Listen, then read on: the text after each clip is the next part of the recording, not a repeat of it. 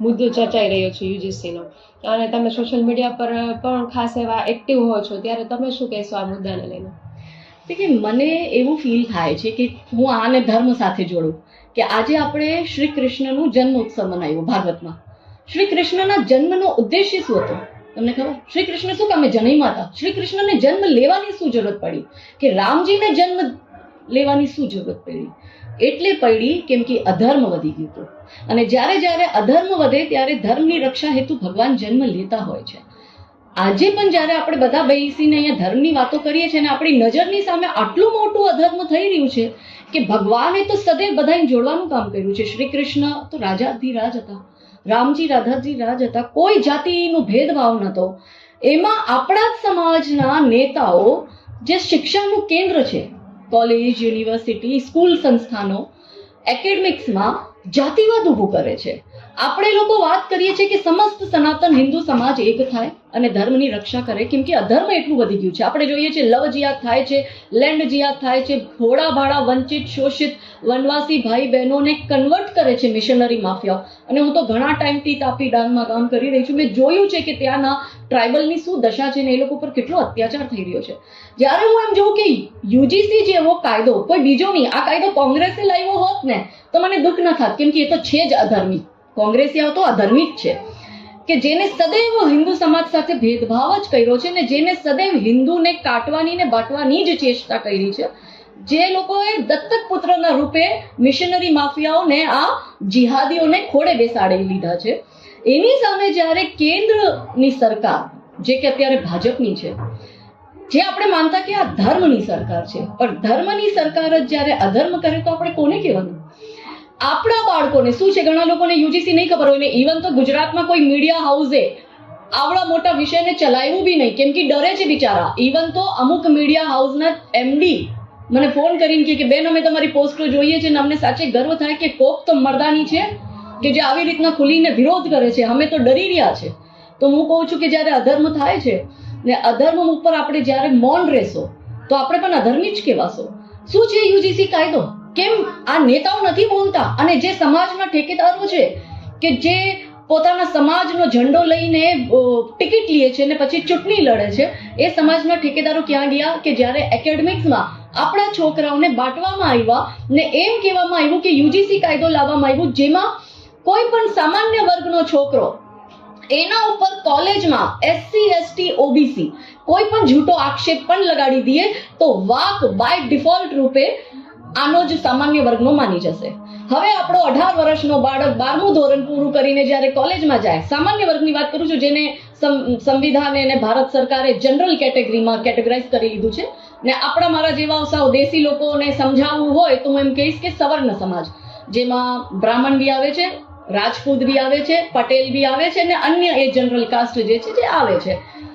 એમ કહી દીધું કે આના છોકરા કોલેજમાં જાય ને એના ઉપર કોઈ પણ એસસી એસટી ઓબીસી આ ત્રણેય સમાજમાંથી કોઈ પણ આક્ષેપ મૂકશે, કેમ કે એનું માની જ લીધું છે કે સ્વર્ણ સમાજ છે એ આરોપી જ છે, કાયમ માટે એનો વાક હોય કે ના હોય, અને જે અન્ય સમાજ છે એ પીડિત પક્ષ જ રહેશે. આવો અન્યાય ક્યાંય થાય? આ દેશમાં સંવિધાન કહે છે કે ટેરરિસ્ટ હોય એને પણ પોતાનો પક્ષ મૂકવા માટે એને મોકો દે છે.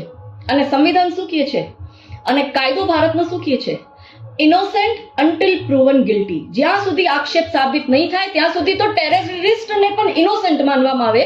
એની સામે યુજીસી નો કાયદો જનરલ કેટેગરી માટે એ કહે છે કે એ તો ગિલ્ટી છે અન્ટિલ પ્રૂવન ઇનોસેન્ટ. એટલે 18 વર્ષનો છોકરો આપણો જ્યારે કોલેજમાં ભણવા જાય ને એનાથી કોઈને પર્સનલ પ્રોબ્લેમ હોય ને એના ઉપર જૂઠા આક્ષેપ થઈ જાય તો યુજીસી ની કમિટી બનાવેલી, યુજીસી નું સ્ક્વેર બનાવેલું ને યુજીસી નું કમિશન બેસશે ને એ કમિશનમાં બધા એસસી એસટી ઓબીસી ના જ રહેશે પાછા જાંચ કરવા વાળા, એમાં એક બી જનરલ સમાજનો નહીં હોય. એટલે એ જે આક્ષેપ લગાડી માની લેવાનું ને છોકરાને તરત જ નિષ્કાસિત કરો. અને જો છોકરા ઉપર કાયદેસર પકડ, સામાન્ય વર્ગના છોકરા ઉપર યુનિવર્સિટી વાળા કાયદેસર પગલા નહીં લે તો યુનિવર્સિટીની ગ્રાન્ટ રદ કરશો ને એનું લાયસન્સ છીનવશો. બીજો એમાં એક 3C ક્લોઝ છે જે એ કહે છે કે એમાં 3 જ જાતિઓનો સમાવેશ કરવામાં આવ્યો છે, એસસી એસટી ને ઓબીસી. તો તમે એમાં એક જનરલી ઉમેરી દેતા, જે ખોટું કરે એને સજા મળવી જોઈએ, હું માનું છું, પણ એવું ક્યાંથી નિયમ આવ્યું કે એ જ માની લેવામાં આવે છે કે જનરલ જ ખોટું કરશે? અમારી માંગ આટલી હતી ભારત સરકારથી કે તમે એમાં જનરલી ડિસ્ક્રિમિનેશન શું બ્રાહ્મણો સાથે નથી થતું આ દેશમાં? नारा लागे छे कॉलेजनी अंदर ब्राह्मण तेरी कब्र खुदेगी जेएनयू की छाती पर, ब्राह्मण तेरी कब्र खुदेगी बीएचयू की छाती पर, ब्राह्मण तेरी कब्र खुदेगी एएमयू की छाती पर. तो શું આ બ્રાહ્મણ સાથે ડિસ્ક્રિમિનેશન નથી? કોલેજમાં નારા લાગે છે જે અન્ય જાતિ હોય છે જેમાં વાણિયા પણ આવે છે, વૈશ્ય બી આવે છે, એમાં નારા લાગે છે બ્રાહ્મણ ઠાકોર બનિયા ચોર બાકી સારે DS4. એટલે તમે બ્રાહ્મણ ઠાકોર બનિયાઓને ચોર કહી દીધા. આ ડિસ્ક્રિમિનેશન નથી? અમારું છોકરું શું આ સાંભળવા માટે જાય છે કે અમારું છોકરું શિક્ષણ સંસ્થામાં શિક્ષણ લેવા જાય છે? ત્રીજો નારો ક્યાં શું લાગે છે?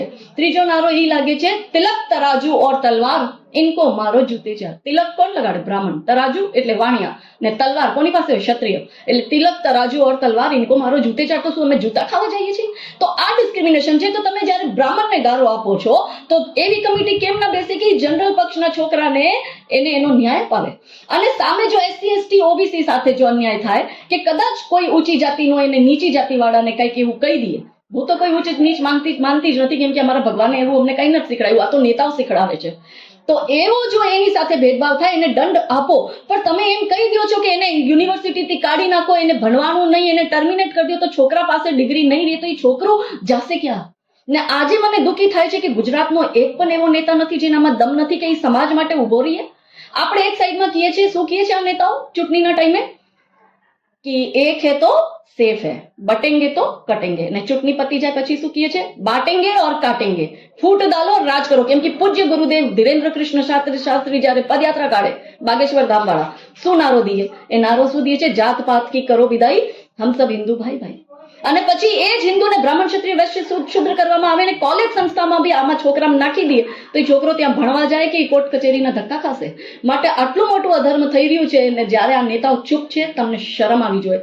કેમ કે હું અમારા ભવિષ્યના બાળકોને ફાંસીના ફંદા ઉપર લટકતા ન જોઈ શકું, એટલે હું અવાજ ઉપાડી રહી છું. કોઈ આપણું નથી. જે ધર્મ સાથે છે એ આપણું છે, ને જે અધર્મ કરે છે એ અધર્મી છે. તો એ અધર્મી રૂપી કંસનું પણ અંત તો સદૈવ કૃષ્ણ જ કરશે. ભલે એનો મામો હતો, તો ભલે એ નેતા તમારા સગા થાય, પણ જો એ અધર્મ કરે છે ને એ મૌન છે તો એ બી અધર્મી છે. માટે વિરોધ કરો. તો આ હતા કાજલ હિન્દુસ્તાની કે જેમને ખૂબ મહત્વના મુદ્દા ઉપર યુવાનોને તેમજ સામાન્ય જનતાને જાગૃત કરવા માટે એક અપીલ કરી છે.